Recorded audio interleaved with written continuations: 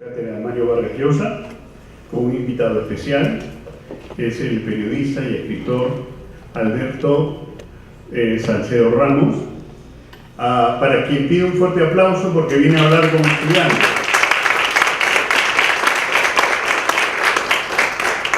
Esta es una actividad del rectorado también. El rector se pide mil disculpas porque le ha surgido un problema. Hasta hace poquito iba a venir, pero como ven hay un sitio vacío que él iba a presentarlo.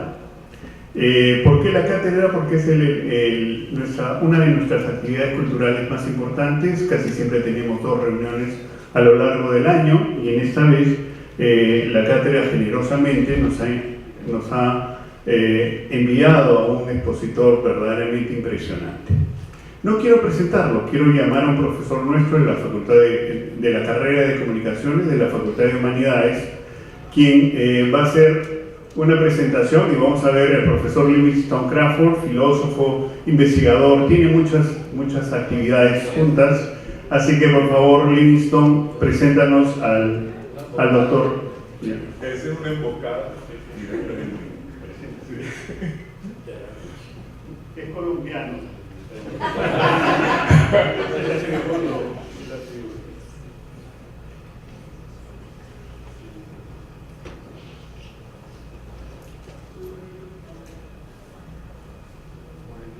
Estimados todos, hoy se va a hablar del oficio de escribir. Boca del otro que ríes de mí, en el milímetro que nos separa caben todos los abismos. Con este epígrafe del eximio poeta, escritor y cronista brasileño Carlos Drummond de Andrade, quiero comenzar esta presentación no autorizada de uno de los grandes cronistas de nuestro tiempo, Alberto Salcedo Ramos. Y es que Alberto, en su tránsito por las palabras, ha domesticado el lenguaje para, como diría Gilles Deleuze, pensar lo no pensado para decir lo no dicho. En nuestros países llenos de modernismos pioneros y modernidades truncas, el oficio de escribir solía realizarse desde las ciudades capitales, máximo altar de la modernidad. Sin embargo, curiosamente, muchos de los grandes escritores latinoamericanos nacieron, como se diría en el Perú, en provincia. Y este no es un elemento menor, pues eso implicó para todos ellos moverse, como diría Serrat, entre el infierno y el cielo, galopando entre tinieblas, de la periferia al centro, del centro a la periferia. Y mi amigo Ricardo Ramos acotaría en el metro. Y quizá ese rasgo cultural, sumado a sus excepcionales dotes de storyteller, le han permitido aproximarse a las realidades que narra desde una cualidad poco cultivada en las grandes urbes. Escuchar. Es por eso que en su obra periodística y literaria podemos escuchar el silencio prudente del creador que ha cultivado la paciencia de la conversación atenta y la paciencia de la escritura. Otro Alberto, me refiero a Moravia, sostenía en sus memorias que había una profunda diferencia entre la entrevista información y la entrevista conversación. La palabra conversar viene del latín conversari, que significa vivir, dar vueltas en compañía. En este evento vamos a conversar con Alberto acerca de las historias cotidianas que desde su aparente simpleza emergen lúcidas e inéditas, ajenas a los lugares comunes. Como todo buen escritor o periodista narrativo, como se le llama también ahora, Alberto juega con los lectores, los invita a asomarse a sus relatos desde pequeños intersticios sin esforzarse por convencerlos de que lo narrado es producto de la ficción del escritor o historias de un mundo real. Con esta estrategia obliga al lector a ubicarse en el relato, en el lugar que mejor le parezca. Antonio Machado sostenía que el ojo que ves no es ojo porque tú lo ves, es ojo porque te ve. Creo que el valor literario y periodístico de la obra de Alberto se expresa en su talento para observar con ojos bien abiertos el lugar del paisaje cultural en donde se alojan las historias que nos atisban. Ese lugar otro. Esa otredad es la materia prima de la propuesta narrativa de Alberto Salcedo, un cronista de su tiempo y de tiempos en los que la dictadura de la información no da espacio ni tiempo a la conversación, porque como diría el filósofo Boris Groys, hoy todos quieren subirse al escenario, no hay público. De todos los escritores del Caribe colombiano, creo que él es uno de los pocos que se ha aproximado con bastante acierto a la difícil metáfora que nos heredara el también escritor colombiano Héctor Rojas Erazo, El esplendor de la ruina. Culmino aquí esta breve reseña de nuestro invitado, con quien nos une la amistad, la pasión por el Caribe, los trasegares con las palabras y las imágenes, y la parranda berraca del sol con la vida, como nos legara nuestro común amigo Raúl Gomera.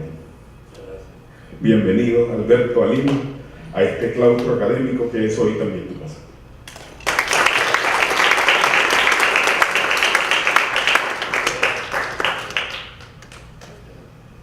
Muchas gracias, Livingstone.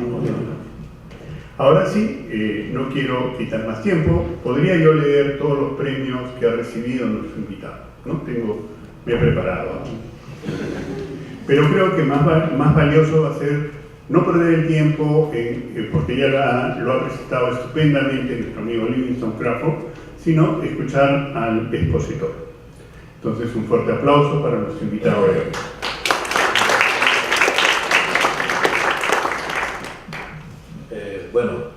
Buenos días. Muchas gracias a la universidad por haberme invitado. Muchas gracias a la Cátedra Vargas Llosa, que ha hecho el esfuerzo de traerme a Perú. Muchas gracias a Livingstone por esa presentación tan generosa. Y muchas gracias a la comunidad académica que está aquí reunida. El año pasado leí un libro que me encantó, un libro de Joseph Brodsky, escritor ruso, premio Nobel de Literatura, no me acuerdo ahora si en el 86 o en el 87, Joseph Brodsky. El libro se llama Del dolor y la razón. Tiene crónicas, tiene ensayos, tiene hasta poesía tiene.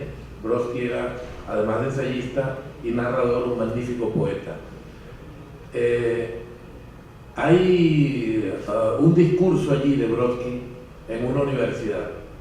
Lo llevaron a una universidad de Chicago, ya le habían conferido el premio Nobel de Literatura, y lo llevaron a una universidad para que hiciera el discurso de graduación de unos muchachos que salían al mercado laboral, y ese era su último día en la universidad porque se estaban graduando.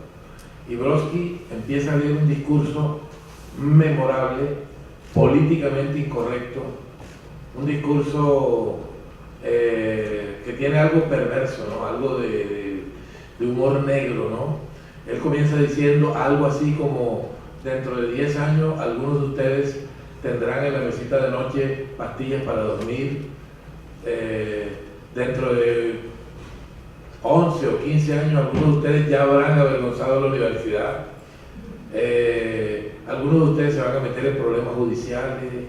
O sea, una cosa terrible y descorazonadora, y uno dice: diablos, ¿cómo puede alguien leer ese discurso en una ceremonia de graduación de unos muchachos? Como si todo lo que les he mencionado no fuera suficiente, hay un momento en que dice: este discurso sería inapropiado si se tratara del primer día de clases en la universidad, si los estuviéramos recibiendo, pero los estamos despidiendo. Además, ya ustedes pagaron lo que tenían que pagar. De modo que, como ya pagaron y ya no necesitamos que se queden aquí, ya yo les puedo decir estas cosas. Bueno, así sigue el discurso en esa tónica, y en la última parte del discurso llegamos al momento de la empatía, al momento humano del discurso, donde dice: bueno, ¿saben por qué les hablo así? Porque me interesan. Y como me interesan, me permito decirles estas cosas que son duras, se las digo con amor, ¿cierto? Porque después de todo cabe la posibilidad de que no nos avergüencen, cabe la posibilidad de que salgan a enfrentarse al mundo y también nos produzcan alegría, satisfacciones, orgullo. Era un discurso muy bonito, muy humano, se lo recomiendo. Lo cito porque, bueno, tengo aquí un pasaje de lo que he preparado para la Cátedra Vargas Llosa, que he estado leyendo en algunas charlas. Voy a leer un pasaje que no he leído hasta ahora y en el que de pronto veo con ojos críticos el periodismo que se hace hoy, ¿no? ¿Cierto? Me permito ser crítico, pero precisamente porque me interesa el periodismo, es lo que hago, y bueno, de eso la idea es leerlo y una vez que lo lea, tener una conversación con ustedes. Dice así: al celebrar el Día del Periodista, los reporteros suelen citar aquella vieja frase de Albert Camus: el periodismo es el mejor oficio del mundo. La frase se ha ido convirtiendo en una especie de muletilla que muchos sacan del baúl en forma automática, a menudo sin fe, a menudo sin pasión, solo para animar el festejo gremial. En principio, uno se pregunta cómo un oficio asediado por peligros podría ser el mejor del mundo. El más evidente de esos riesgos es el de perder la vida. Para decirlo con palabras del poeta Jaime Jaramillo Escobar, abundan los lugares en los que exponer las ideas no atrae a un contradictor dialéctico, sino a un sicario. Hay otros verdugos que en todo caso están dispuestos a silenciarnos, aunque no sea con balas. Por ejemplo, los poderosos de diverso pelambre que procuran la asfixia financiera de los periódicos que los controvierten y los gobernantes autoritarios que disimulan su mordaza tras medidas coercitivas presentadas eufemísticamente como regulación. Otro aspecto que pareciera contradecir a Camus es el de los malos pagos. Asumir el oficio equivale prácticamente a hacer un voto franciscano de pobreza. Uno termina entendiendo que las profesiones para enriquecerse sean otras, pero aún así a veces reniega de este oficio que en la parte económica pareciera imponernos una penitencia. Qué difícil es vivir de lo que uno escribe en estos tiempos en que tanta gente anda convencida de que la información es una bisutería porque se consigue en internet sin necesidad de pagar un céntimo. Lo curioso es que esa percepción se ha ido traspasando a los propios medios. Muchos empresarios de medios se quejan de que el público no le dé hoy al periodismo el valor que merece, pero suelen pretender que los autores escribamos gratis en sus páginas. Un día le dije a uno de ellos: oye, yo sé que el periodismo no es un oficio para volverse millonario, pero que sea sin ánimo de lucro no significa que sea con ánimo de quiebra. No nos engañemos, la mezquindad en este asunto es directamente proporcional a la crisis de la que viven quejándose. Si ahora, cuando pretenden cobrarles a los lectores por sus contenidos, se llenan la boca diciendo que el periodismo de calidad vale, lo coherente es que ellos también paguen. Pongámonos la mano en el corazón. Los adolescentes que revelan su deseo de ser periodistas despiertan en sus padres casi siempre una mezcla de estupor y conmiseración. Desde el momento en que confiesan su decisión, empiezan a ser vistos como los patitos feos de la familia. Los que desentonan al lado del hermano mayor, ingeniero bien remunerado, o del primo más allegado, abogado exitoso. El reportero de raza, por otra parte, permanece más tiempo con sus compañeros de trabajo que con sus parientes. En las reuniones familiares suele echársele de menos. Viajó a hacer un reportaje y quién sabe cuándo regrese. dice el hermano ingeniero con aire de resignación. Riesgos hay muchos, digo. Podríamos morir cubriendo una guerra como le sucedió a Robert Capa, o asesinados por narcotraficantes como les ha ocurrido a tantos colegas en México y Colombia. En el planeta hay muchos lugares, hay otros problemas derivados de los propios periodistas. No es un secreto que durante los últimos años el periodismo ha perdido la fe en sí mismo y además se ha empobrecido. En cuanto a lo primero, abundan los editores empeñados en parecerse a las redes sociales. No escriben títulos sino tweets, no producen noticias sino posts que parecen de Facebook. Ninguna comunicación de red social podrá reemplazar una información calificada, verificada, contrastada, perspicaz, que ayude a los lectores a quedar bien enterados y a formarse una conciencia. Los malos editores, dice Martín Caparrós, se inventaron la especie más exótica de lectores que ha habido en la historia, la del lector que no lee. Y por estar produciendo contenidos para lectores que no leen, perdieron a los lectores que sí leen. Tal y como están las cosas, el primer desafío es que los periodistas volvamos a creer en el periodismo. En cuanto a lo segundo, la crisis en los contenidos es evidente. Es indignante encontrar en la prensa información que no fue conseguida a través de un trabajo de indagación diligente, sino enviada en forma de boletín de comunicación por la parte interesada. Antes, cuando los periodistas querían saber lo que pensaban ciertas personas, les pedían citas para plantearles algunas preguntas pertinentes. Ahora muchos se limitan a buscar en las redes sociales las reacciones a los hechos de interés. La frivolidad es hoy una peste. Hace unos días un importante medio colombiano publicó este titular que nos abochorna a todos, comillas: James Rodríguez y su ex ya no se siguen en Instagram. Un día se me acercaron dos reporteros jóvenes que tenían varios teléfonos celulares de alta gama. Con uno grababan mi voz, con el otro me tomaban fotografías, con el de más allá montaban contenidos en línea. Durante algunos minutos estuvieron discutiendo sobre cuál es el móvil que garantiza la mejor resolución en las imágenes. De pronto uno de ellos quiso saber qué tal me parecía la revolución tecnológica. Es magnífica, dije. Eso sí, lo más revolucionario que puede hacer un reportero en estos tiempos es volver a la calle. La calle es la oficina de los periodistas verdaderos. Al final, como no, me sorprendí citando la frase de Camus: el periodismo es el mejor oficio del mundo. Diré a mi favor que no lo hice automáticamente, sino porque estoy convencido de eso. Entonces me apoyé en un argumento que le oí a Alma Guillermo Prieto: los periodistas somos espectadores de primera fila en el gran teatro de la historia.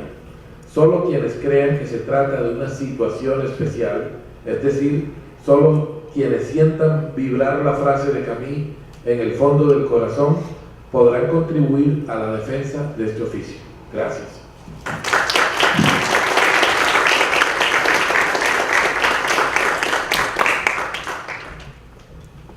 Y listo, nos ponemos a conversar. Ahora vienen las preguntas, yo voy a pasar, por favor. Sí, ustedes levantan la mano y otra persona que me ayude por el otro lado. Muy bien, ¿quién se anima? Todos son de comunicaciones, así que vamos a ver quién se anima. Pueden preguntar a los profesores también. Ricardo, ¿quieres preguntar? Ya, Ricardo va a preguntar. ¿Usted está acá? Sí, por favor. Sí, por favor.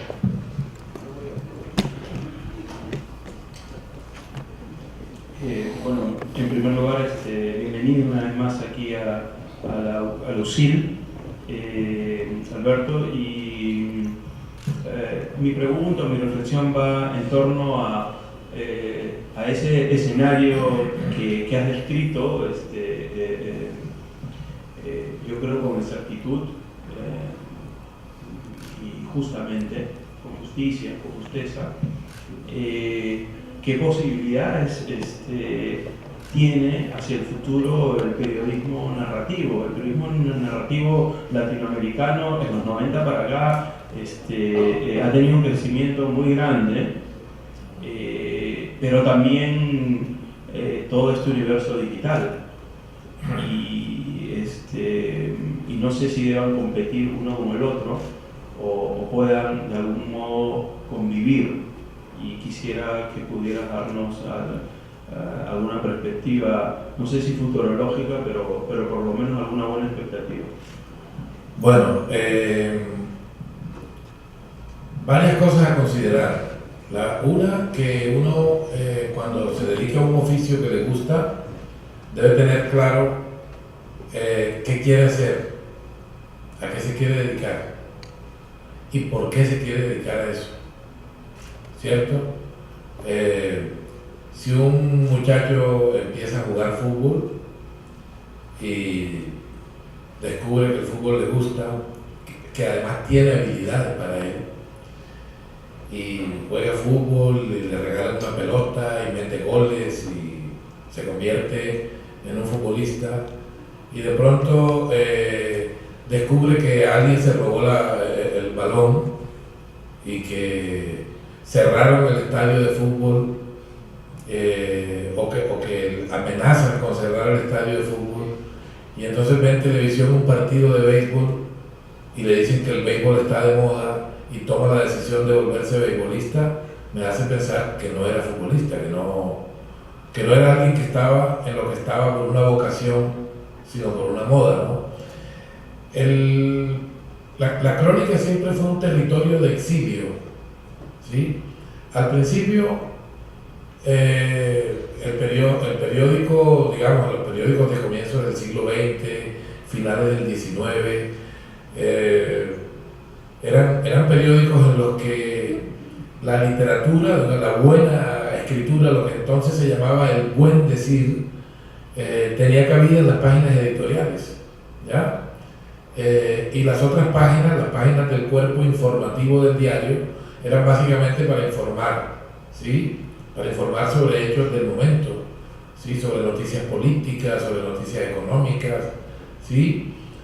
Las páginas editoriales estaban reservadas para gente, entre comillas, notable, ¿sí? Notable socialmente, políticamente, económicamente, ¿cierto? Los géneros narrativos como tal empiezan a surgir más o menos después de la segunda década del siglo XX, ¿no? Y hubo unos cultores magníficos que van desde Amado Nervo, el mexicano, hasta un peruano que para mí es el favorito, que se llama César Vallejo, que es conocido básicamente por su obra poética, pero poco se ha revisado y valorado su obra de periodismo narrativo. Era increíblemente bueno, ¿no? ¿Sí? Era muy fino en la escritura, muy agudo en la forma de mirar la realidad, y se plantaba siempre en un ángulo donde veía algo que no había sido visto, ¿no? Su crónica sobre el entierro de Isadora Duncan, la bailarina, es memorable.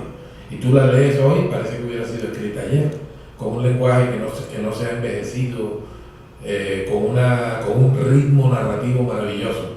También te puedo citar a José Martí, el cubano, un colombiano que me parece maravilloso, Luis Vidales, ¿sí?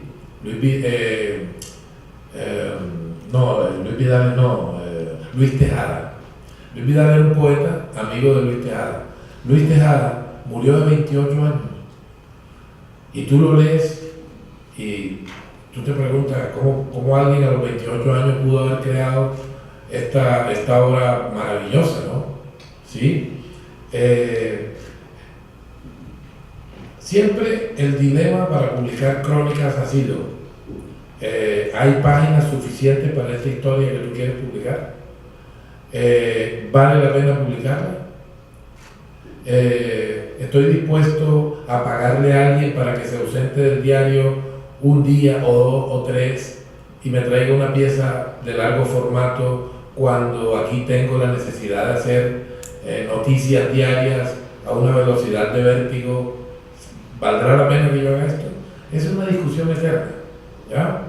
Y por eso la crónica siempre ha sido vista como con un poco de reticencia. Es curioso porque muchos de los periodistas que aplauden ese género suelen aplaudirlo delante del cronista, pero criticarlo cuando ya el cronista se ha ido por otro lado, ¿no? Como que a veces no tienen claro en qué consiste. Por ejemplo, le voy preguntando a uno si uno no se inventa las cosas. Me parece que los políticos son los que inventan, definitivamente, ¿no? Y que cuando uno ve las realidades nuestras, uno dice, si alguien cree que para escribir crónica hay que inventar, quiere decir que todavía no ha entendido de qué estamos hablando, ¿no? Por ejemplo, en Colombia hay una perra de la policía antinarcóticos. Bueno, había, no sé si estará viva. Era una perra que estaba en el aeropuerto El Dorado de Bogotá. Era una perra de la que olía los equipajes de los viajeros. Y la perra ya había, con su olfato, detectado mucha droga que querían pasar a través del aeropuerto. Entonces los narcotraficantes la amenazaron de muerte.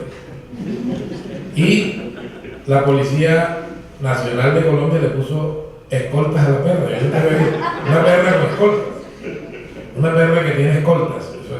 Digo, si tú tienes una realidad donde hay una perra con escoltas, no tienes nada que inventar. En Barranquilla, la ciudad de Livingston, la ciudad mía, había una muchacha que no quería quedar en embarazo.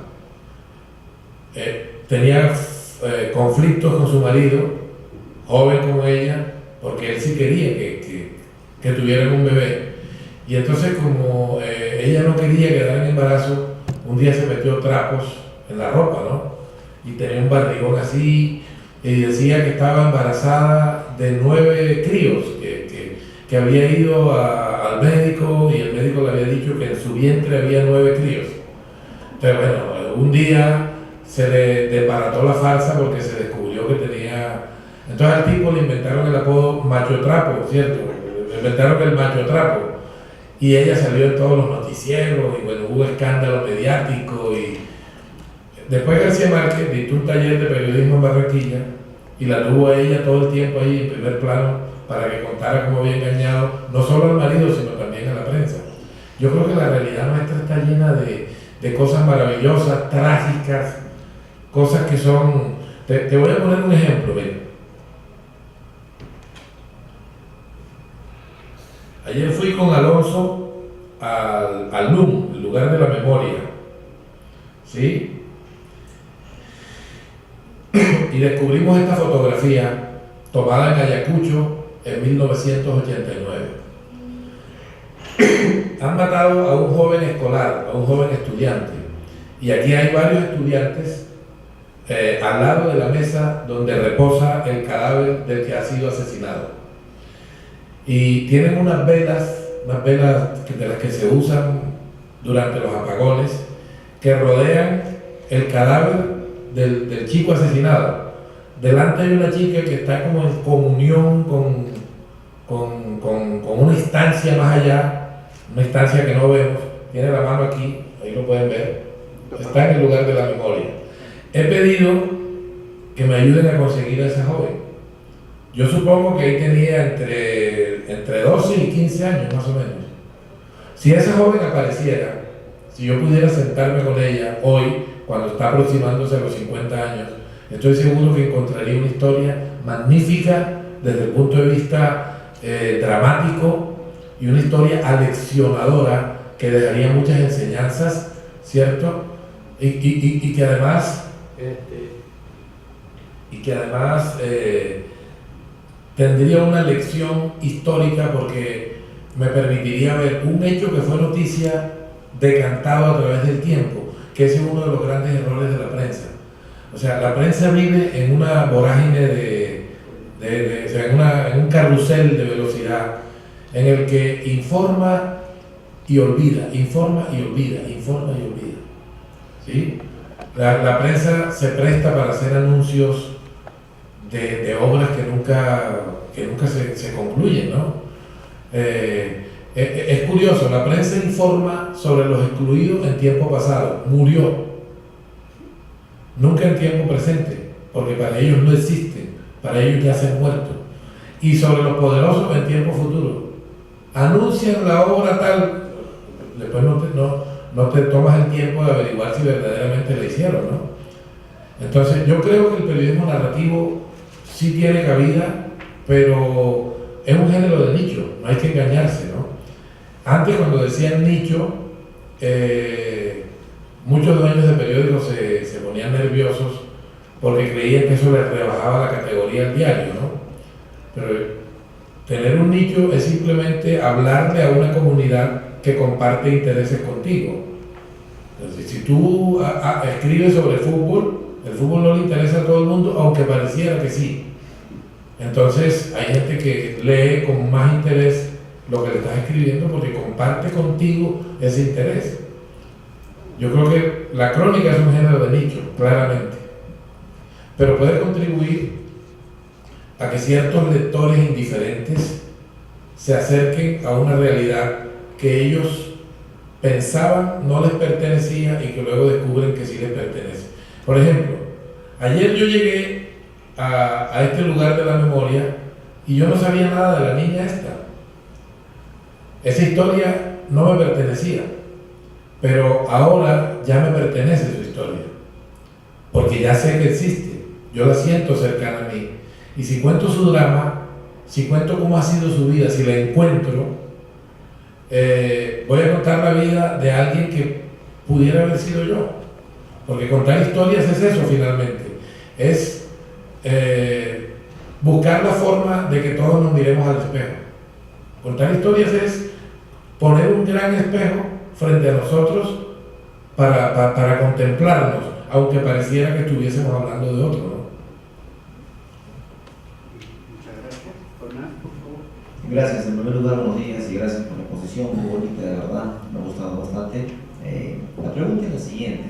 Bueno, antes de la pregunta, decirle, si bien es cierto, en estos últimos tiempos la tecnología nos da muchas ventajas, pero a la vez también nos da muchas desventajas, porque utilizamos diferentes tipos de lenguajes. Sin embargo, lenguajes que aparecen, después de un mensaje le ponemos XD, por Dios, y un montón de cositas más. Entonces, ahora, en el futuro, ¿qué va a pasar con el periodismo? Yo el ciclo pasado le hice una entrevista a un camarógrafo de ATV. ¿A quién? A un camarógrafo de ATV, Ángel Gutiérrez, Mongrut, muy bueno, es el más antiguo ahí. Y me dijo que mañana más tarde ya no se va a utilizar esta cámara, se va a utilizar los smartphones, los teléfonos, porque ahorita cuando pasa un accidente, pasa algo para poder contarlo, lo primero que hacemos es sacar el teléfono y grabar, ¿no? Grabar. Y ese video se hace viral en segundos.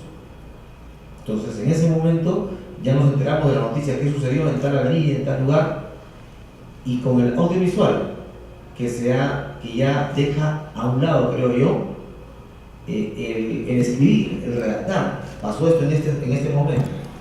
Entonces, eso es lo que yo me he dado cuenta. Mi pregunta es, ¿qué sucederá mañana más tarde? ¿Y qué podemos hacer nosotros, la nueva generación de periodistas, para poder evitar, mejorar o de repente complementar esa información audiovisual que se hace de manera rápida, ¿no? Le mandan un video, uno ya lo ve y ya sabe qué sucede en tal lugar. Bueno, esa es mi pregunta. no, a ver, yo te voy a decir algo. Esa pregunta se repite con mucha frecuencia y hay muchas posibilidades de respuesta. Hay expertos que ya están proponiendo respuestas a esa pregunta. Yo me digo, qué bonito que discutan ese tema, pero yo voy a seguir contando historias. Si me pongo en esa discusión, me voy a meter en una sin salida dialéctica, me voy a poner a hablar de cosas que no sé, en las cuales tendría más que adivinar y finalmente no cuento mi historia. Yo voy a contar historias. Es como si llega la hora del almuerzo y tú te pones a discutir sobre el futuro de los fideos. No, cocina el puto fideo. Vamos a comernos el fideo que además hace hambre, nos lo comemos y después de pronto en la digestión, cuando ya nos hemos comido los fideos, hablamos del futuro de los fideos, ¿no? Pero es que yo veo que hay mucha discusión sobre lo tecnológico y se le presta menos atención a la calidad del periodismo, que se ha deshumanizado, que se ha frivolizado, que cada vez está peor escrito y de eso no hablan. ¿Qué va a pasar con el smartphone? No, hablemos de lo mal que se están escribiendo los periódicos. ¿Sí? Abdomen con G, un día había abdomen con G en un periódico. Eso es espantoso. Espantoso, un periódico que escribe abdomen con G. Sinceramente, si los aguacates pudieran ruborizarse, saldrían corriendo, no se dejarían envolver en un periódico donde aparece esa palabreja tan terrible, ¿no? Yo le digo a los muchachos, miren, si Robert Capa estuviera vivo, él también tomaría fotos con el iPhone. Él también tomaría fotos con el iPhone. Ya yo he hecho entrevistas con el iPhone. Ayer tomé fotos con el iPhone, hago entrevistas con el iPhone. He aprendido a mandármelas al correo. O sea, yo el día que hice eso dije, wow, soy mi héroe. Porque yo no soy millennial y las cosas tecnológicas me cuestan trabajo. Hubo un día que me enseñaron una que yo dije, wow, yo no sabía que esto era posible. Uno escribe aquí una nota en el iPhone y después llega a la Mac, al computador, y la misma nota que había escrito aquí ya está allá. Digo, maravilloso. Pero en realidad yo tengo que hacer el trabajo. ¿Sí ves? El tipo de Mac ya hizo el trabajo de él. Ahora yo tengo que hacer el mío. Nadie me va a salvar del mío. El mío es que tengo que entrevistar a la gente, oler, olfatear. El periodismo se ha ido volviendo cada vez más frívolo, en serio. Muy frívolo. Muy frívolo.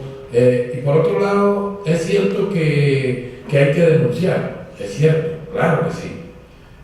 George Orwell decía, el periodismo consiste en incomodar al poder y lo demás son relaciones públicas.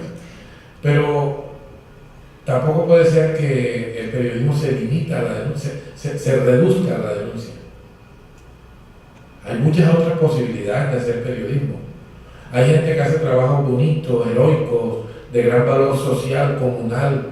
Hay gente que en sus veredas constituyen ejemplos de resistencia, ¿cierto? Hay gente que contribuye a que la comunidad en la que él vive viva mejor. ¿Por qué no mostramos esos ejemplos? ¿No?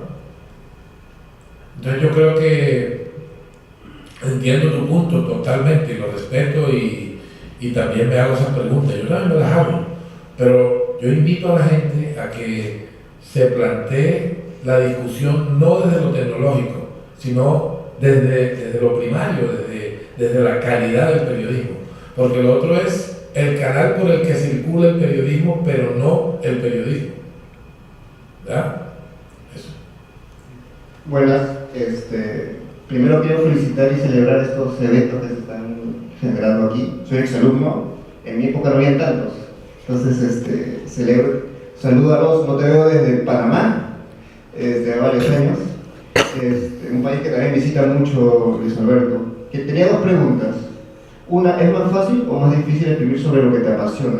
Porque acabas de presentar un libro sobre Vox, tus crónicas de Vox, en el que estuvo Manuel Piedra. Pero quería saber... ¿Tú eres panameño? No, peruano, que radica en Panamá. Vine acá de visita y me encontré con esta gente. Entonces dije, bueno, vengo acá a saludar a la gente.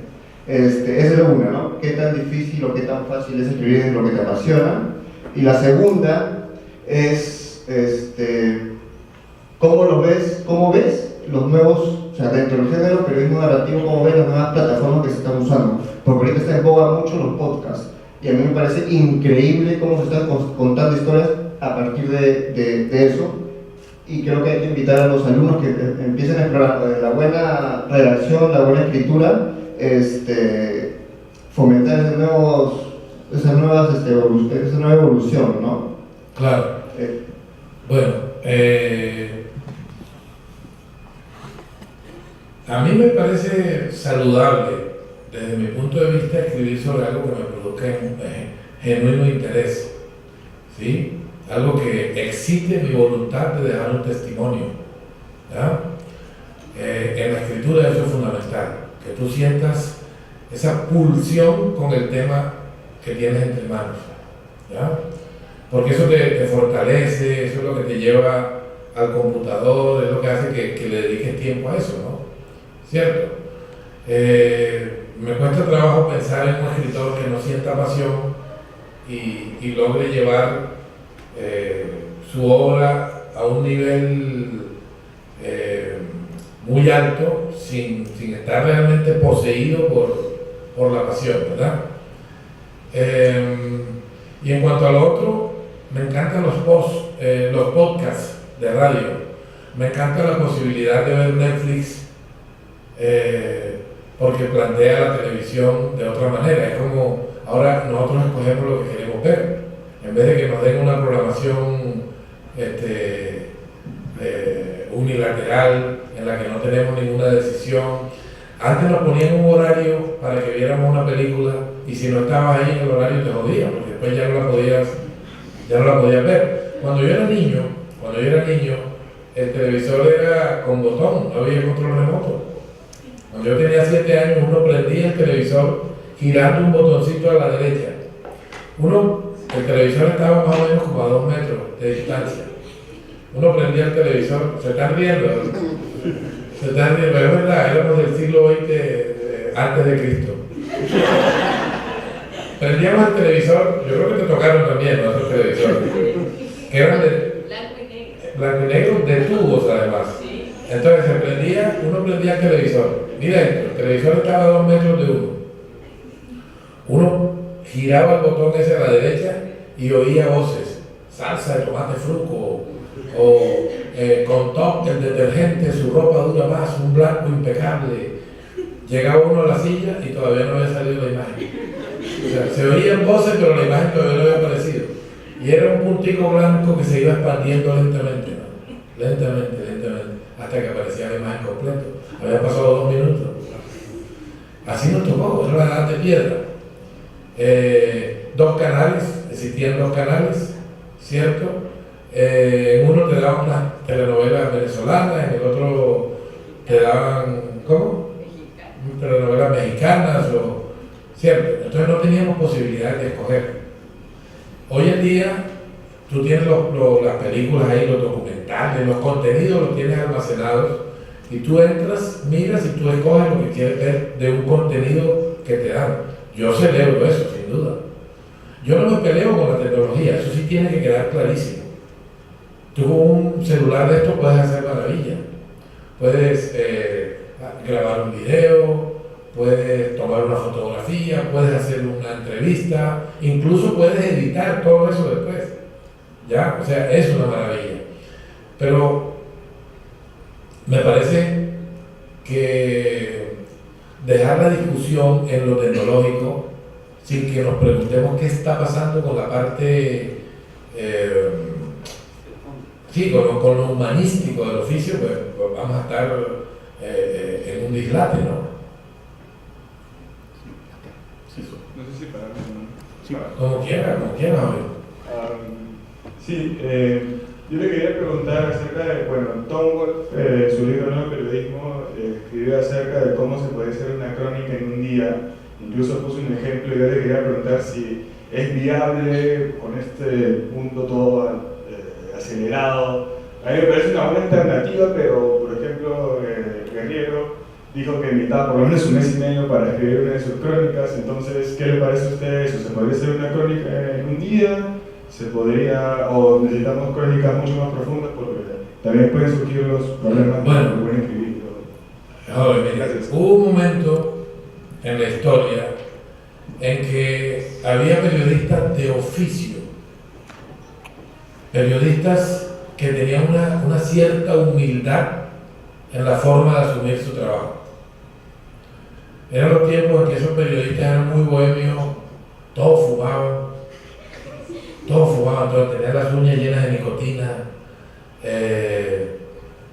tomaban mucho café, en eso sí los copio yo. También fui fumador, pero lo dejé en el 2001, ¿cierto? Y los periodistas iban a un juzgado donde había una audiencia pública, veían lo que estaba pasando, hacían unas entrevistas, y luego llegaban corriendo a la redacción del diario y escribían una crónica para que saliera al día siguiente.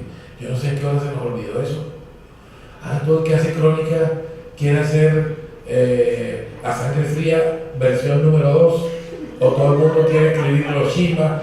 Claro, es maravilloso, yo también hago crónicas largas, pero también las he hecho cortas y creo que se pueden hacer de todos los tamaños. Se pueden hacer de 100 palabras, se pueden hacer de 80, de 200, de 1000, se pueden hacer crónicas de todas las extensiones. Lo importante es que tú cuentes la historia en el espacio que la historia necesita, porque todas no se pueden contar en el mismo espacio. ¿Ya? Por ejemplo, cuando murió Muhammad Ali hace 2 años, su hija Hannah Ali contó la siguiente historia, que cuando ella era niña, esta era una hija de Muhammad Ali, el boxeador, cuando ella era niña, nadie le creía que su papá era Muhammad Ali. Ella era hija extramatrimonial, ella no era hija de un matrimonio, sino una hija que él tuvo fuera de su matrimonio. Él vivía en Los Ángeles y ella vivía en otra ciudad que ahora no recuerdo. Un día, a los 8 años de ella llamó al papá por teléfono llorando y le dijo: papá, ya estoy aburrida de que los compañeros de la clase no me crean que tú eres mi papá. Al siguiente día, Muhammad Ali tomó un vuelo y apareció en la ciudad de su hija.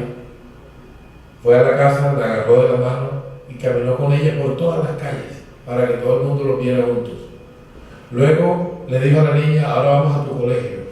Cuando fueron al colegio, habló con el rector para que ocuparan un auditorio con todos los alumnos de ese colegio. Se sentó en un escenario así como este donde yo estoy, con su hija, y le pidió a la hija: señálame a los que no te creen. Y la hija empezó a señalarle a los compañeros que no creían que ella era hija de Ali. Entonces le dijo a Ali, le dijo al rector: hágame subir a este, a este, a este y a este. Todo el mundo en tensión, porque este es un tipo que medía 1,94, gigante, peso pesado, que pegaba duro. Y entonces cuando los niños suben, él se pone de pie y le dice: mucho gusto, soy Muhammad Ali y soy el padre de Hannah. Y entonces ella cuenta la historia y dice: eso que hizo mi papá por mí ese día es más de lo que yo podría poner en palabras. Ahí tienes una historia. ¿En cuánto te la conté? La puedes contar de todos los tamaños, larga, corta, el libro, en revista, el periódico.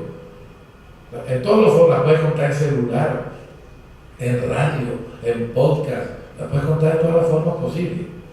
No nos enredemos en el equívoco de que la crónica tiene que ser una cosa larga. Hay unas que necesitan que sean largas, ¿no? Sí, a mí me gusta la crónica de largo formato, me gusta escribir libros, creo que voy a seguir escribiendo libros. Yo creo en el libro. Sí, creo en el tipo de lector que se acerca a los libros. Me interesa lo que me interesa como posibilidad de discusión, de comunicación, un lector que se mete en una página de un libro. Yo creo que espera algo, ¿no? Bueno. ¿Quién más?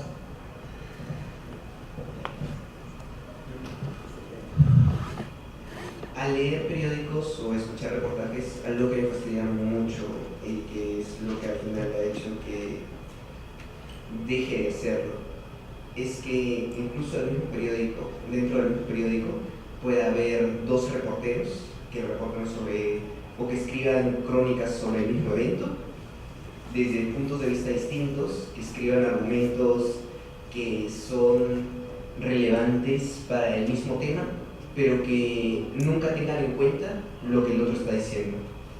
Para mí, el que eso suceda y que cada vez que vuelven a tocar el mismo tema, vuelvan a pasar por lo mismo y que aún así no se tengan en cuenta, es algo terriblemente frustrante. ¿Terriblemente qué? Frustrante. Sí. Comparto, sí, estoy de acuerdo totalmente. Me parece que una persona que no tenga una mirada plural sobre los hechos y que informe desde sus prejuicios y no desde una investigación equilibrada, sensata, pisotea al lector y lo subestima, ¿no? subestima al lector. Pero, ¿por qué sucede? Y más importante, ¿por qué se mantiene?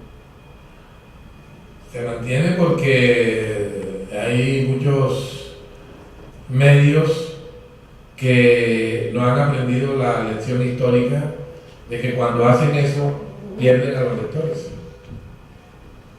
¿Ya?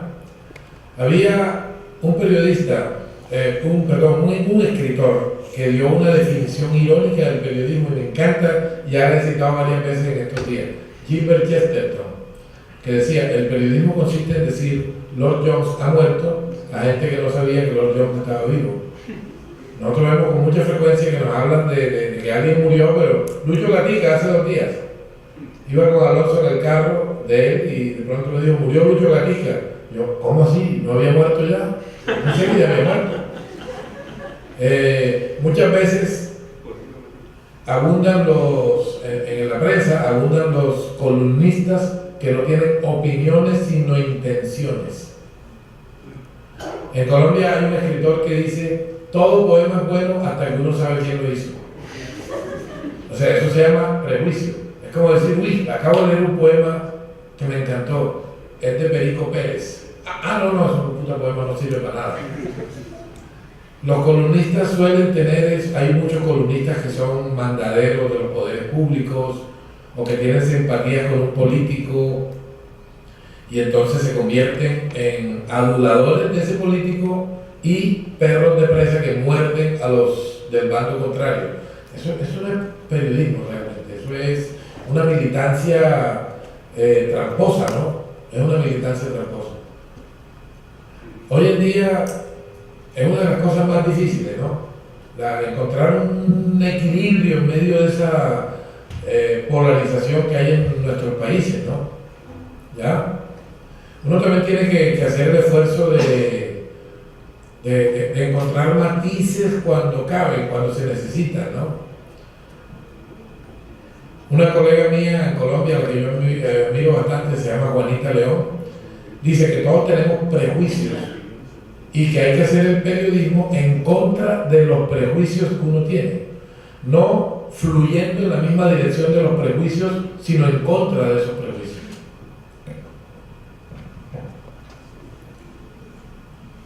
Buenos días, bienvenido a la universidad. Soy Ana y soy Irelia.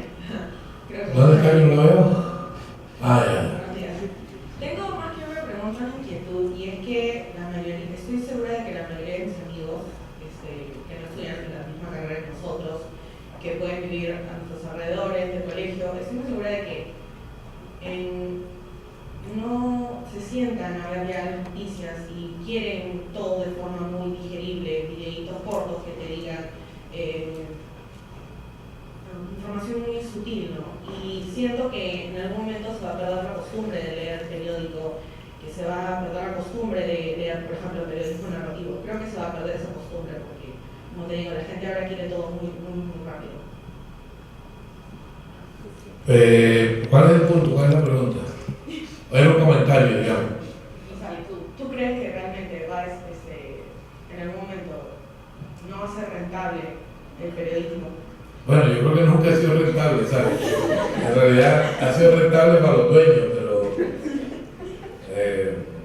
las profesiones para volverse ricos son otras. Hay un escritor húngaro que se llama Stefan Bizinsei, lo recomiendo, Stefan Bizinsei, es escritor, no periodista, pero habla del oficio de escribir, que es algo que le toca también a los periodistas, a los que escribimos crónicas. Y Stephen Bizinsei, a él le pidieron escribir un decálogo para escritores. Los decálogos son esos consejos que dan los escritores que están organizados como si fuera la tabla de los 10 mandamientos, ¿no? Entonces, el segundo mandamiento del decálogo de Stephen Bizinsei era el siguiente: no tendrás costumbres caras. Y a mí me parece maravilloso. Me parece maravilloso porque las costumbres caras no son buenas para alguien que quiere escribir. O sea, si tienes la costumbre de gastarte $100,000 en un casino, estás en el lugar equivocado, porque ni el periodismo ni la novela te van a dar peso. En general, yo creo que gastarse $100,000 en los casinos es una pésima idea en cualquier oficio que hagas, ¿no? Pero eso de no tendrás costumbres caras me parece maravilloso. Yo creo que uno debe tener claro lo que quiere hacer, que fue por el punto que yo empecé, porque uno no puede ir al garete de lo que está de moda. Ustedes no me van a ver a mí, como les digo, yo uso el celular para ayudarme en mi trabajo, pero yo escribo libros, escribo crónicas y nunca me pregunto quiénes la van a leer. Creo que una crónica, si está bien hecha, la van a leer, ¿sí? En el New York Times he estado haciendo crónicas y, o sea, entra a la última que escribí, mira la cantidad de likes que tiene. Tiene más de 3.000 likes. 3.000 likes una crónica. Claro, la echan en el New York Times, de acuerdo. Pero de todos modos, el hecho de que tanta gente la comparta quiere decir que hay mucha gente a la que le interesa eso. Yo no puedo bloquearme diciéndome que como el periodismo está en crisis, entonces mejor me pongo a sembrar tomate. No sé sembrar tomate ni quiero hacerlo. Me gusta comerlo, eso sí. Entonces, nunca dejes de hacer algo, ¿cierto? Porque tengas el temor de que eso que estás haciendo está en crisis. Si te gusta algo, ¿cierto? Hay una historia que me parece preciosa, no la he contado en este ciclo de conferencias con la Cátedra Vargas Llosa. La cuenta Rodrigo García Barcha, hijo de Gabriel García Márquez. Él cuenta que cuando su papá estaba escribiendo 100 años de soledad, había muchas carencias en la casa, había muchas estrecheces económicas. Y el papá un día le dijo a él y a su hermano, que se llama Gonzalo, le dijo, mire, ahora estamos pasando trabajo, pero algún día va a entrar por esa puerta un hombre con un maletín negro lleno de dinero. Y en ese maletín va a haber tanto dinero que los 4 integrantes de esta casa no lo vamos a poder contar. No vamos a alcanzar a contar ese dinero. A partir de ese día, Rodrigo y su hermano, a espaldas de su papá, se burlaban de él, ¿no? Mi papá está loco y que el hombre es maletín negro, manda huevo, porque tiene que conseguirse un trabajo donde le paguen bien. ¿Qué pasó? Cuando finalmente apareció 100 años de soledad, en una semana se había agotado la primera edición. 6 meses después llegó a Ciudad de México un ejecutivo de Editorial Sudamericana. Llevaba 2 cosas para García Márquez: un contrato para los próximos libros que quisiera publicar y un cheque cuantioso por las regalías, las primeras regalías de ese libro. García Márquez le preguntó por teléfono, ¿de cuánto es el cheque? Y le dieron la cifra astronómica. Entonces le dijo al ejecutivo por teléfono, necesito un gran favor, necesito que me cambie ese cheque en efectivo, que compre un maletín negro, que meta el dinero ahí y lo espero mañana en mi casa a las 2 de la tarde. A las 2 de la tarde, los 2 hijos de Gabo descubrieron que sí existe el hombre del maletín negro. Y desde entonces, Rodrigo, que es el que echa el cuento, dice, me quedó la lección de que cualquier locura que mi papá dijera, por muy disparatada que fuera, había que tomárselo en serio. Alberto, ayer escuché, oí la noticia hoy día de un tipo en Estados Unidos que ha ganado, que era pobre, que ha ganado una lotería, ha ganado $286 millones, y dice que lo primero que va a hacer es irse a Las Vegas, al casino, a jugarse todo el dinero, que me parece que es el inicio de la historia. Pero yo quería que nos contaras la historia, tu gran trabajo sobre Kip Pambelé, una leyenda en el boxeo. ¿Cómo fue que empezó? Sé que en algún momento te quedaste encerrado en un taxi con él, todos esos.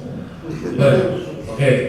Cuando yo era niño, yo tenía 9 años, cuando Kip Pambelé quedó campeón mundial de boxeo. Recuerdo que mi abuelo llegó temprano y me dijo, tenemos campeón mundial. Tenía 9 años, pregunté, ¿cómo se llama? Kip Pambelé. Y eso no me sonó a deporte, eso me sonó a música, a baile. Kip Pambelé me sonó a tambores, a mapalé. Tenemos un ritmo musical que se llama mapalé.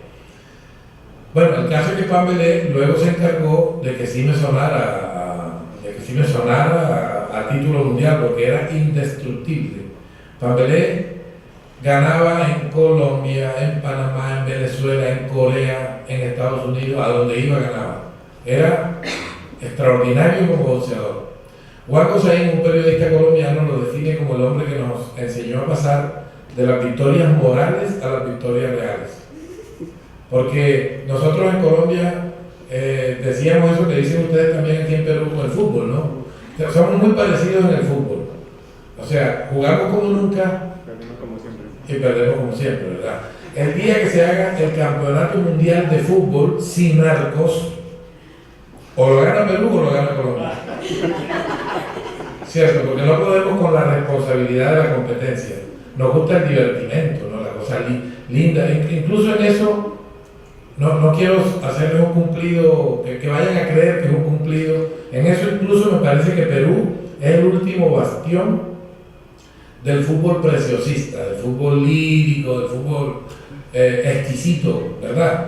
Colombia ya está tratando como de dar un paso más allá hacia la cosa del resultado, ¿no? Bueno, entonces, pero en aquellos años empatábamos y perdíamos. Y Colombia festejaba un empate, que es lo que creo que Alonso quiere que cuente. Colombia festejaba un empate. Cuando yo era niño, cuando estaba chiquito, oía cómo los adultos festejaban un empate. En el Mundial de Rusia, 1962, un año antes de que yo naciera, Colombia iba perdiendo, en el Mundial de Chile, Colombia iba perdiendo con Rusia, con la antigua Unión Soviética, 4-1. Y al final el partido quedó 4-4. Entonces, uno abría el periódico El Tiempo y decía, hoy hace 7 años Colombia empató con Rusia.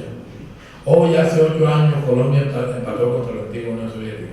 Ese empate está repleto de historia. Miren, cuando Colombia empató contra la antigua Unión Soviética en el Mundial de Chile, Guillermo León Valencia, que era nuestro presidente, salió al balcón presidencial y dio un discurso que le sirvió al periódico El Tiempo para titular en primera página. El discurso fue un triunfo de la democracia sobre el autoritarismo. El partido había quedado 4-4. 3 días después, Colombia perdió 5-0 contra Yugoslavia. Entonces el editor de deportes del Tiempo se sacó el clavo y tituló un triunfo del autoritarismo sobre la democracia. El caso es que vivíamos festejando un empate, ¿no? Vivíamos festejando un empate. Como los rusos tenían en la camiseta las letras CCCP, los adultos decían que eso significaba con Colombia casi perdemos. El caso es que crecimos amando a Pambelé, yo crecí amando a Pambelé, y cuando me volví adulto, ya Pambelé no era ese campeón mundial que le había dado alegrías a mi infancia, sino un hombre que había caído en la droga, que se había vuelto violento, problemático en la calle. Entonces me nació la idea de escribir el libro sobre él para mostrar ese contraste entre su grandeza como boxeador y la crisis en la que había caído. La idea no era someterlo al escarnio público, la idea no era mostrar sus miserias, sino lo que les dije al comienzo. Cuando uno escribe, es como si buscara en mi espejo para verse en él. Cuando Flaubert escribió Madame Bovary, era tan realista que lo paraban en la calle y le preguntaban quién era esa adúltera. Le preguntaban mucho quién era la adúltera, y él dio una frase maravillosa, una frase que además es de las más famosas de la literatura. Dijo, Madame Bovary soy yo. Yo creo que vale lo mismo para mí, yo soy Pambelé. A mí no me interesa escribir sobre el otro y que el otro sea simplemente el otro. Me interesa que en el otro haya algo mío. Me interesa sentir una empatía que le haga decir al lector, oye, este tipo del que me están hablando pude haber sido yo. ¿Qué se necesitaba para que yo fuera Pambelé? Que hubiera nacido sin oportunidades, que no me hubieran dado estudios, que lo único que hubiera tenido para defenderme en la vida hubiera sido un par de puños con los cuales enfrentarme a otro hombre y con los cuales salir de las adversidades, ¿no? Eso. ¿Hay una pregunta?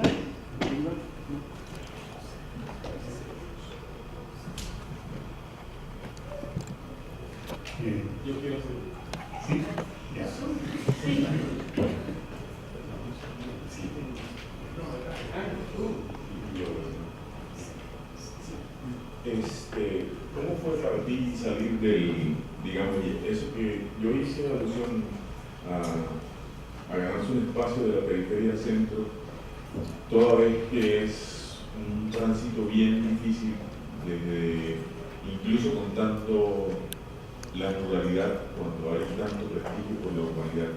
¿Cómo miras tú, incluso en el periodismo de hoy, esa dicotomía de la historia que reside en lo rural, en que pareciera no existir? Porque como todo esto es lo digital y las ciudades son los grandes nodos, el mundo incluso rural ha desaparecido.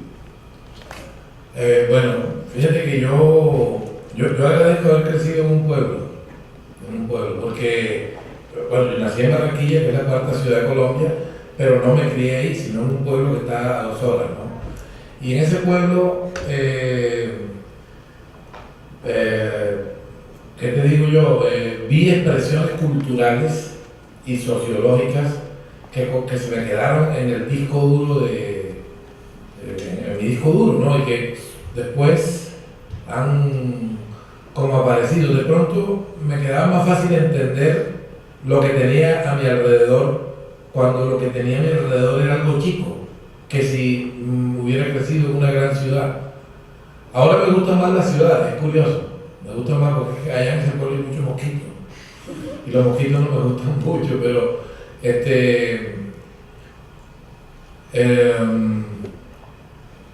tú me preguntabas cómo fue a hablar y que me parara en bola en Bogotá, ¿era lo que querías preguntar?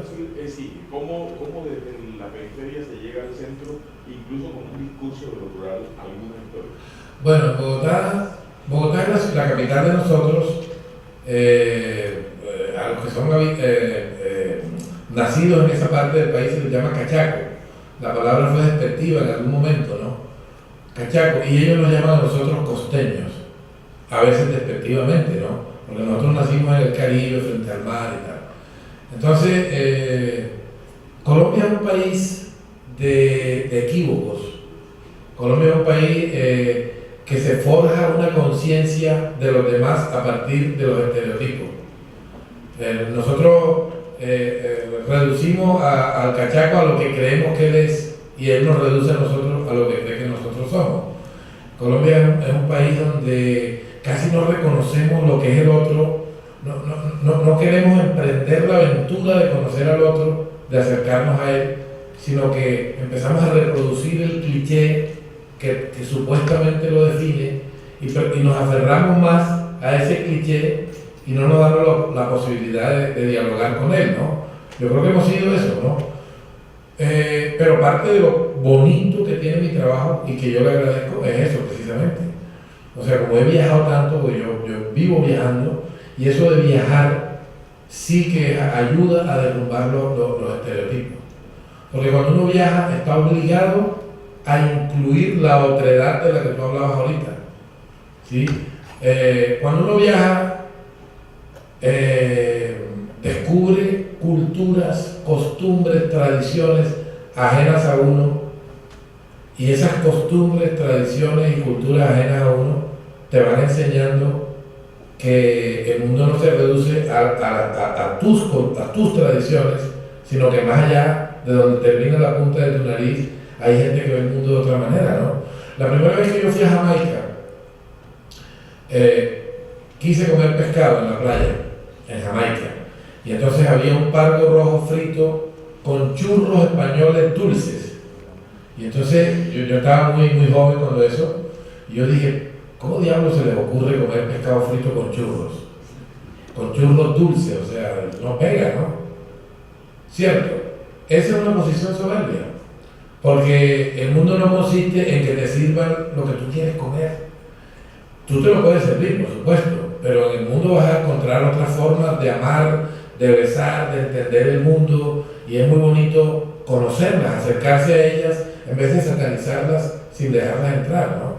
Miren, nada más, hay 2 clases de viajeros: los que viajan a ver qué hay allá, y los que viajan con tanto miedo que se llevan un maletín que es como la representación de la casa, ¿no? En ese maletín van unos audífonos con la música que oyen cuando están en la casa. Entonces, si tú viajas a Checoslovaquia con la música peruana, ¿A qué hora vas a conocer la música checoslovaca? ¿Sí me entiendes? Entonces yo creo que hay que atreverse a derrumbar los prejuicios, a encontrarse con el otro. Sí, por ejemplo, cuando voy a ciudades, procuro perderme. Me encanta perderme en las ciudades. ¿Sí? Lo que pasa es que cuando me pierdo en una ciudad donde no conozco el idioma, eso es pavoroso, ¿no? Sí, en la China no me atrevería a perderme. En la China me daría miedo perderme porque después como diablo llego a donde tengo que llegar. Pero si voy a una ciudad donde se habla mi lengua o me puedo más o menos defender, trato de perderme. ¿Sí? De perderme. No saber por dónde voy, caminar. De modo que cuando yo fui a Bogotá, pues bueno, hacían chistes contra nosotros, hacían chistes terribles, ¿no? Típico, ¿te acuerdas? Dichosa Bolivia que no tiene costa. Como somos costeños, pero eso yo no paro bola de eso, ¿no? ¿Cómo? El del inicio del día, que son las 9 de la mañana. Ah, sí, no, hay uno que dice, programa Amanecer Costeño, a las 11 de la mañana, con repetición a las 3 de la tarde para los que no madruguen. Claro, yo me río de eso, porque en realidad a mí me parece humor, ¿sabes? Yo no me siento agredido porque haga un chiste contra... O sea, en serio, lo puedo asegurar.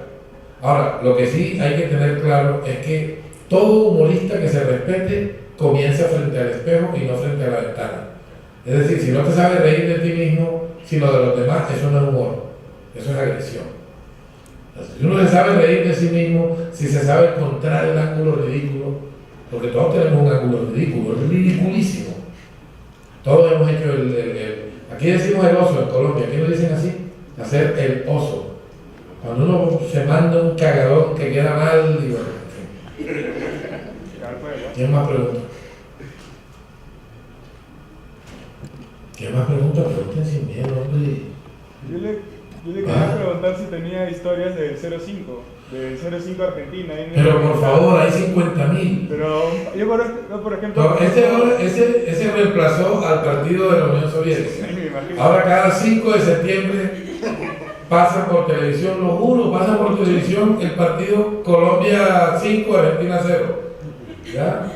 No, yo tenía montones de chistes, pero montones de... Bueno, por ejemplo, ese día Freddy Rincón metió 2 goles. Sí. Entonces el chiste era que al Coco Basile le dijeron algo, está en el rincón, no, ni me lo nombré. Bueno, 1000 chistes, ¿no? Pero, no sé, es válido, yo creo que es válido. ¿Y alguna vez no quería hacer una crónica respecto a eso? Probablemente le han hecho barbaridades. La verdad no me parece divertido acordarme, pero no he encontrado algo que me dé ganas como de escribir eso, ¿no? Yo no lo he encontrado. Claro. Como Caparrós, que escribe fútbol. No, Caparrós es un capo, ¿no? Un grande, sí. Caparrós tiene una crónica sobre Diego Maradona, se llama Fuimos Maradona.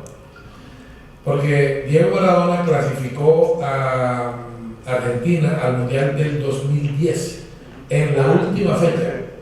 En la última fecha. No, penúltima. No, en la última, ganándole a Uruguay, 0-1. Ganándole a Uruguay. 0-1. Entonces, cuando iba saliendo de la cancha, los periodistas se le pusieron al frente con micrófono y dijo: de parte de Diego Maradona, me van a tener que seguir mamando, que lo sigan mamando. Entonces Martín Caparrós escribió una crónica que se llama Fuimos Maradona, donde dice, bueno, mire, desde cuando existe el mundo, es más o menos aceptado que las personas que tienen ciertas habilidades excepcionales se merezcan algunos privilegios. Cuando usted era futbolista, en gracia de ese enorme talento que tenía, usted a veces llegaba tarde al entrenamiento, se le permitía que fuera insolente, que fuera bocón. Yo iba a lugares remotos y todo el mundo, cuando yo decía que era argentino, me decían, Maradona. En gracia de todo eso, pues nos fuimos acostumbrando a la idea de que usted era un hombre excepcional como futbolista. Entonces le perdonamos muchas cosas que de pronto no merecían el perdón. Ahora usted es entrenador de fútbol y ahí sí ha sido mediocre y chapucero. Entonces ahí sí no le podemos perdonar todo lo que ha hecho. Ahora, en gracia de lo mucho que le debemos al futbolista que usted fue, yo le voy a proponer un trato. Póngame una cita en un lugar discreto y una hora que usted elija y yo se lo voy a tomar. ¿Dice? Pero eso sí, después que se lo mame me hace el favor y se queda callado. Es una crónica provocadora. Aquí cuando uno dice groserías no se quedan todos quietos, ¿no? Este es el lugar del planeta donde menos groserías dicen. Me ha tocado estar así como, Dios santo, ¿cuándo voy a poder sacar el perfume de mi...? No, Martín Caparrós ha escrito mucho sobre el fútbol, Juan Villoro también, Javier María, si es un nombre que no tienen en el radar, es maravilloso, Javier María, Santiago Segurola. El fútbol es un deporte, a diferencia del boxeo, digamos, en el boxeo tú cuentas el drama, pero esto es un drama brutal, un drama sobre el ser humano.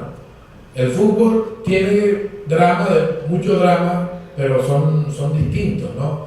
De suerte que en el fútbol tú te puedes permitir escribir una crónica sobre una jugada, sobre la belleza de un pase, ¿cierto? Sobre un gol que todo el mundo recuerda, ¿ya? El fútbol tiene un abanico de posibilidades para que te ocupes de lo estético y que lo estético sea bello a ojos de los lectores, mientras que en el boxeo casi siempre uno termina escribiendo de drama, ¿no? De cosas dramáticas, de cosas impresionantes. Joyce Carol Oates para mí hizo el mejor ensayo del boxeo, y es curioso que una mujer se acerca al boxeo y no solo lo entiende como no lo habían entendido los hombres en el momento, sino que además escribe del boxeo con mucha belleza. Joyce Carol Oates. Y allí en ese libro ustedes encuentran frases, historias, reflexiones de gran valor literario. Por ejemplo, hay una frase que le dijo Larry Holmes a ella, a Joyce Carol Oates, cuando ella estaba haciendo la investigación para ese libro. Le dijo, es muy duro ser negro. ¿Tú has sido negro alguna vez?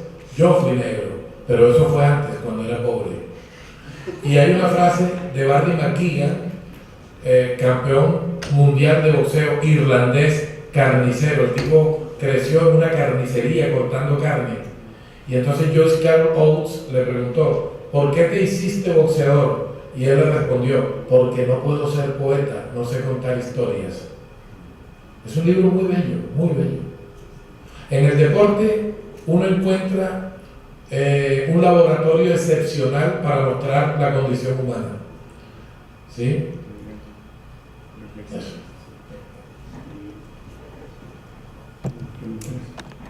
Muy bien, dejamos entonces a Alonso, que como representante de la cátedra Mario Vargas Llosa nos diga unas palabras. Muy bien, muchísimas gracias Alberto por esta conversación tan estimulante, interesante, ilustrativa. Gracias a todos ustedes también por haber participado, por estar aquí. A Enrique Espinosa, que es el representante de la cátedra Vargas Llosa en la Universidad de San Ignacio de Loyola. Que contar historias es no solamente un instinto natural, contamos todos los días, también puede ser una pasión, una obsesión.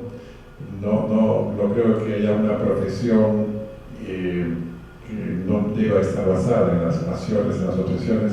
Y el autor de la cátedra, digamos el nombre de Mario Vargas Llosa, que es el que le da su nombre a nuestra institución, es un apasionado, es un obsesivo y es un hombre que cuenta historias, tanto en el periodismo como en las novelas, como en otros géneros. Y eso es lo que hemos hecho hoy día, gracias a nuestro gran invitado, un gran amigo del Perú, un hombre que conoce el Perú, que se obsesiona también con nuestras historias. Compartimos tantas cosas con los colombianos en nuestra historia reciente, en nuestra violencia y también en la esperanza que nos da que nos dan nuestros héroes. Así que les quiero agradecer muchísimo y seguiremos conversando. Traeremos mucho más invitados de gran nivel, como el que es Alberto Macedo, y gracias a ti en especial, Enrique, así como a todos ustedes por estar con nosotros. Ahora dejamos una pequeña regalito para que lo tengan presente. Quiero pedir otro aplauso para nuestro profesor